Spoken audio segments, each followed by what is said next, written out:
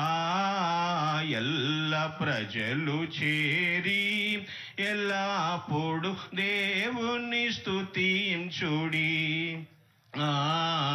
దేవుని స్తుతించుడి, ఎల్లప్పుడు దేవుని స్తుతించుడి. దేవుని మహాకృపలో ఒక వాక్య భాగాన్ని చదువుకుని ప్రార్థన చేద్దాం. యెషయా గ్రంథము 41వ అధ్యాయము 10వ వచనం చదువుకుంటున్నాం. 9-10 వచనాలు. యెషయా గ్రంథం 41, 9-10 వచనములు. భూదిగంతముల నుండి నేను పట్టుకుని దాని కొనల నుండి పిలుచుకునిన వాడా, నీవు నా దాసుడవనియు నేను నిన్ను ఉపేక్షింపక ఏర్పరచుకుంటుననియు నేను నీతో చెప్పియున్నాను. నీకు తోడై ఉన్నాను, భయపడకుము, నేను నీ దేవుడునై ఉన్నాను. దిగులు పడకము, నేను నిన్ను బలపరుతును. నీకు సహాయము చేయువాడను నేనే. నీతి అను నా దక్షిణ హస్తముతో నిన్ను ఆదుకొందును.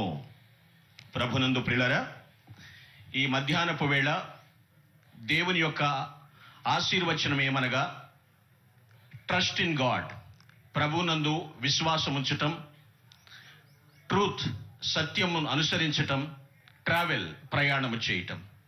ట్రస్ట్, ట్రూత్ అండ్ ట్రావెల్, ఈ మూడు పాటించినప్పుడు ట్రయంఫెల్ ఖచ్చితంగా విజయాన్ని అందుకుంటాము.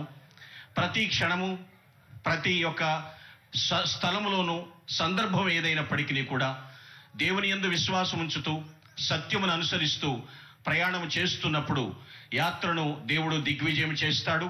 ఆయన వెన్నంటి నీతి అను నా దక్షిణ హస్తముతో నిన్ను ఆదుకొందును అన్నాడు. ఆయన యొక్క ఆపన్న హస్తము ఎల్లవేళలా మీకు తోడుండి అడుగుపెట్టు ప్రతి స్థలములో ఆనందోత్సాహాలతో, ఆశీర్వచనాలతో అనేక జనావళి మధ్య అలంకరించబడుతూ మునుముందుకు మీ దీవెనలు అనేక మందికి ఏ విధంగా మీరు చేసిన మేలులు ముందుకు సాగినవో అదే జ్ఞాపకాలతో నానాటికి బలాభివృద్ధి పొందుతూ ఆశీర్వాదమును అనుభవించుదురుగాక. ఆమేన్.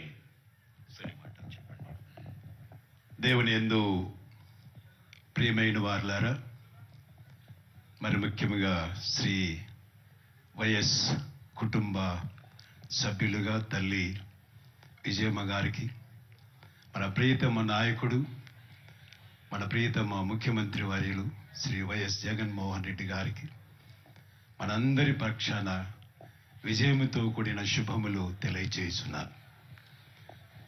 కీర్తిశేషులు